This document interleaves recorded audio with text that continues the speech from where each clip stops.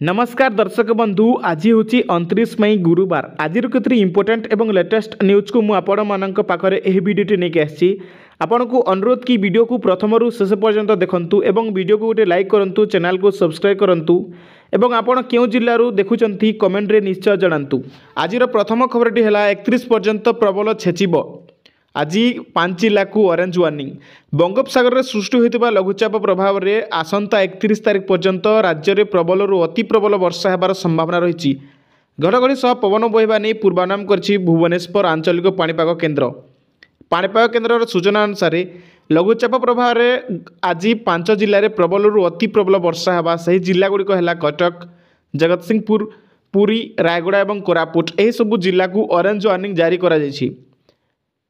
एही सबु जिलार जिलापाल मानकु सतर्क रहिबाकु कहिसंती एसआरसी एसबु भितरे ओडिसा रे एथर अधिक वर्षा हेबो बोली कहिसंती। IMD DG Mrutyunjay Mohapatra OTV को सूचना दे कहिसंती जून रे स्वाभाविक ठारू अधिक वर्षा हेबा आसंता 2 रु 3 दिन भितरे ओडिसार किछि अंचल रे मौसुमी पहुंचीबा मौसुमी अधिक सक्रिय रहितबारु जल्दी अग्रसर हेउची।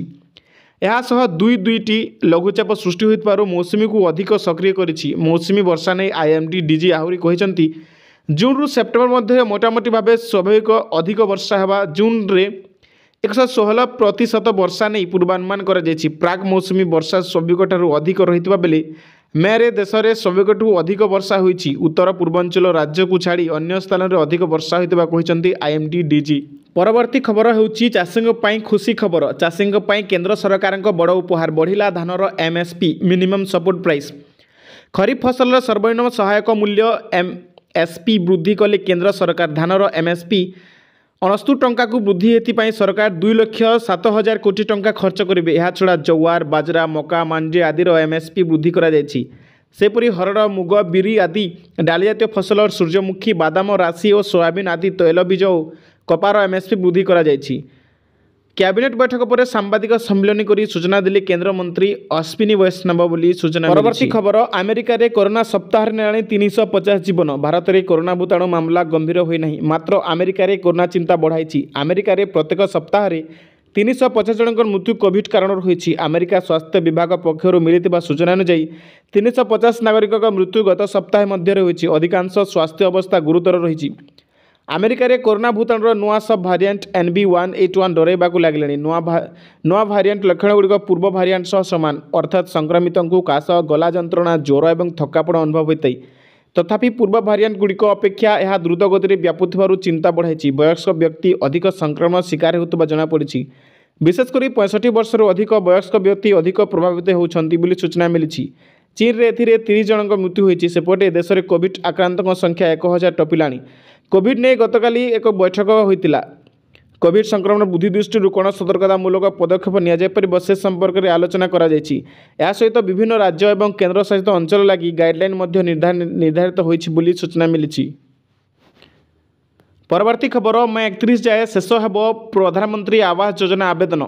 आसंता 31 होउछि प्रधानमंत्री आवास योजना लगी आवेदन करबार शेष समय। एबे सुधा 36,81,000 लोक प्रधानमंत्री आवास योजना लगी आवेदन करिसेंती। जदि आउ कहीं योग्य हिताधिकारी रही जाथांती सेमाने आसंता 3 दिन मध्य आवेदन करंतु। राज्य में एपरी परिवार रही जो मैंने इंदिरा आवास पाइथिले सेथिलागि सेमाने आउ परवर्ती समय प्रधानमंत्री आवास योजना पाइबाकू योग्य हो पारि नाहांती।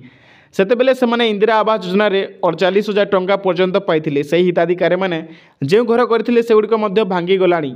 मुख्यमंत्री मोहन चरण माझी याकू नहीं निर्देश देइछंती प्रधानमंत्री आवास योजना लगी तल स्तर को जाई आहुरी भलरे सर्वे करबा लगी जो माने इंदिरा आवास पाइथिले एवं सेमानंको घर नष्ट हो जाइछि तांकु प्रधानमंत्री आवास योजना रे तालिका रे शामिल करा जाओ बोली पंचायती राज और पानीय जल मंत्री रवि नारायण नायक सूचना देइछंती। गणमाध्यम को सूचना दे मंत्री नायक कहिसंती राज्य रे हिताधिकारी को 2 प्रकार योजना रे घर दिया जाउछि। लोकंकु मुख्यतः प्रधानमंत्री आवास योजना रे घर प्रदान करा जाउछि हेले सरकार को आसीबा बेले हिताधिकारी तालिका किछि नथिला। सरकार को आसीबा परे नूतन सर्वे आरंभ होईछि। राज्य सरकार आशा रखिछंती केंद्र ठारू 22 लाख घर मिलिबा परिस्थिति अनुଯାयी जदि अधिक घर आवश्यक पड़िबो ताहा केंद्र को जणाजिबो एवं लोकंकु घर दियाजिबो बोली से कहिसंती। से आहुरी कहिसंती जे माने आवेदन करछंती 2 मास मध्यरे समानक आवेदन को सर्वे करी केंद्र सरकारक निकट को तालिका पठाइबा एभली निष्पत्ति विभाग पक्षरु निया जाइछि। अंत्योदय गृह योजना रे प्रथम पर्यायर 60,000 गृह बंटन करछंती। एबे 1,07,000 गृह अंत्योदय घर देवाकू योजना रखाଯାଇଛି। ଏହି ଘର ମୌସୁମୀ ପରେ ଯୋଗାଇ ଦେବାକୁ ଲକ୍ଷ୍ୟ ରଖାଯାଇଛି ବୋଲି ସୂଚନା ମିଳିଛି। ପରବର୍ତ୍ତୀ ଖବର ପୁଣି ଥରେ ସୀମାନ୍ତ 4 ରାଜ୍ୟରେ ଆଜି ହେବ ମକ୍ଡ୍ରିଲ୍। ଗୁଜରାଟ, ପଞ୍ଜାବ, ରାଜସ୍ଥାନ, ଜମ୍ମୁ କାଶ୍ମୀରରେ ହେବ ମକ୍ଡ୍ରିଲ୍।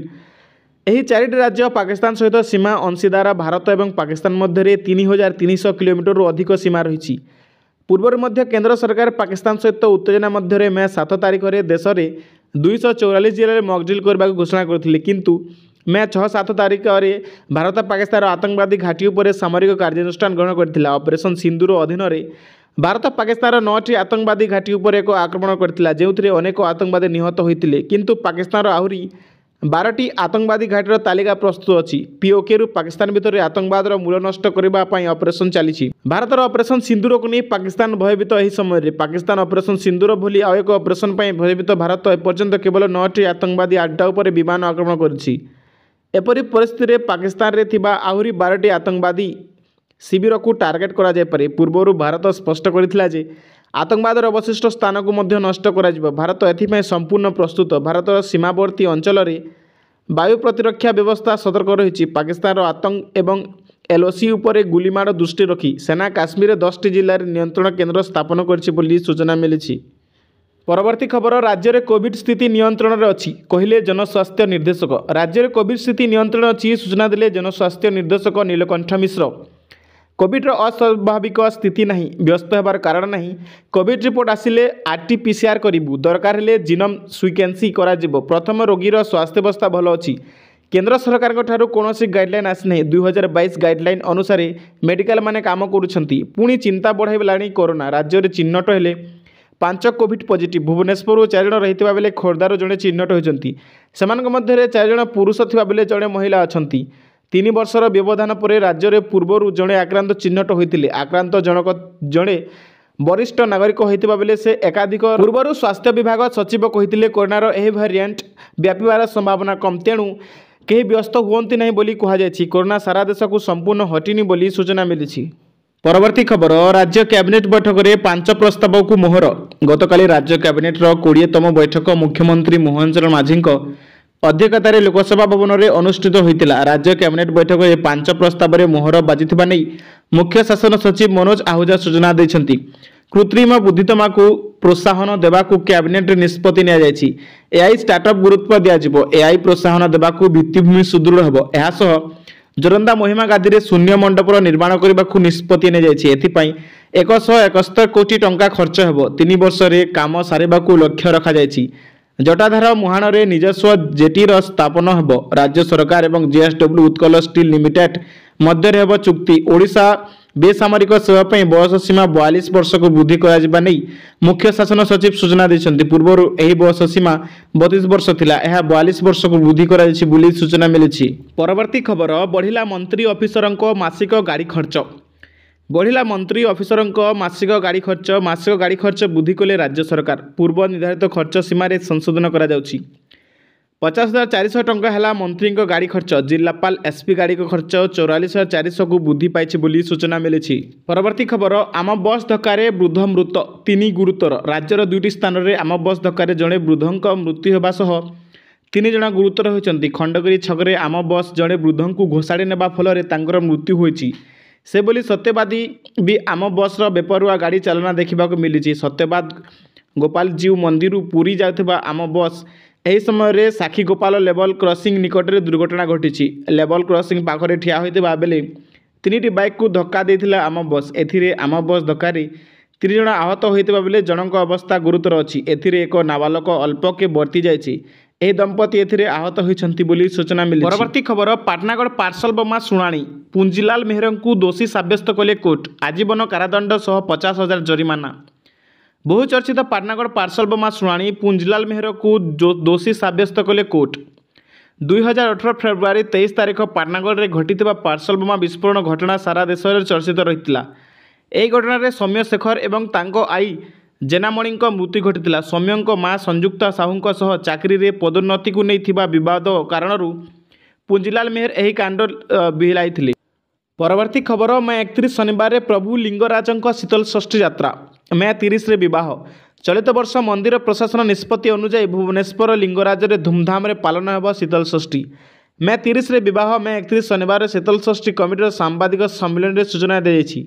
राति 9 शीतल षष्ठी यात्रा आरंभ होब। चलित वर्ष शीतल षष्ठी प्रस्तुति जोरसोर कर 40 प्रकार नृत्य परिवेषण कर उत्तर प्रदेश अघोरी नृत्य, ओडिशार गोटीपुओ, घंट, बारिपदा छौ, संबलपुरी परिवेषण कर बौदाण्ड में शोभायात्रा कर राज्य सरकार, बीएमसी और पुलिस सहयोग कामना रही सूचना मिली।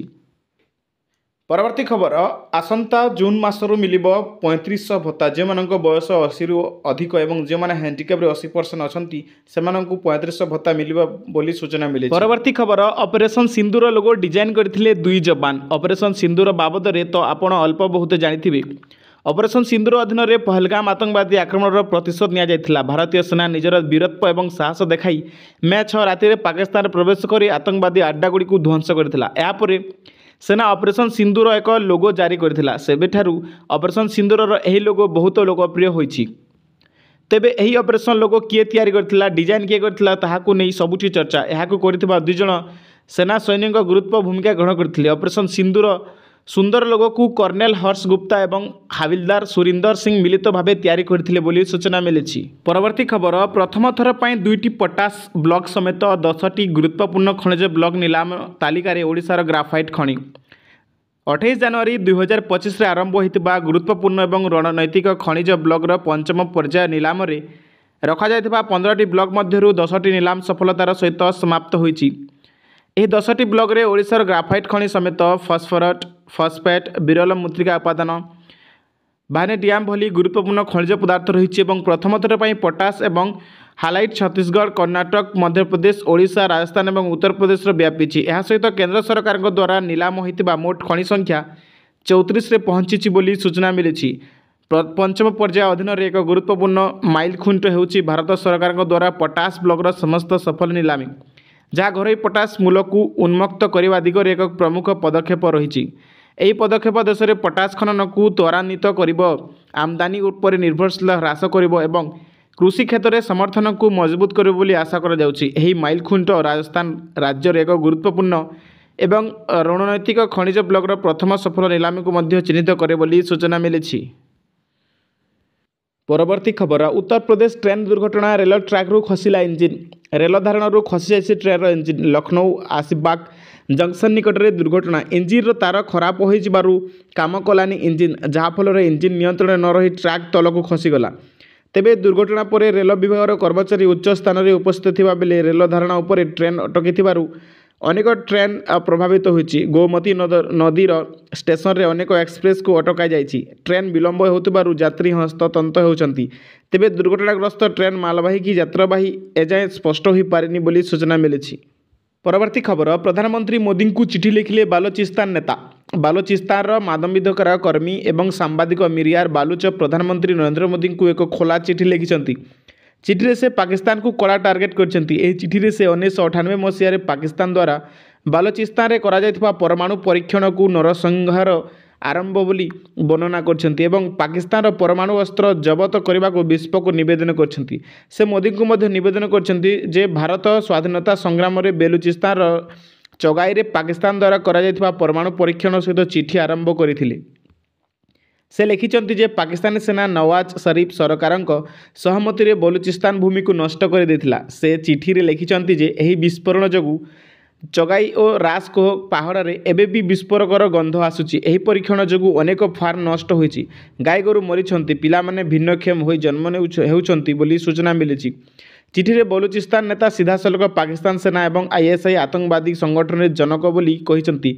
से दाबी करथिले जे आईएसआई प्रति मासरे एक नूतन आतंकवादी संगठन सृष्टि करे एवं सेमानंकु भारत, अफगानिस्तान, बेलूचिस्तान एपरिक अमेरिका एवं इस्राएल विरुद्ध रे व्यवहार करे। बलूच नेता कहिसंती जे पाकिस्तान हेउची आतंकवादर जननी, एहार मूल नौ पाड़िबा पर्यंत आतंकवाद शेष हेबो नहीं बोली सूचना मिली। आज एतिकी देखा नेक्स्ट एपिसोड रे। धन्यवाद।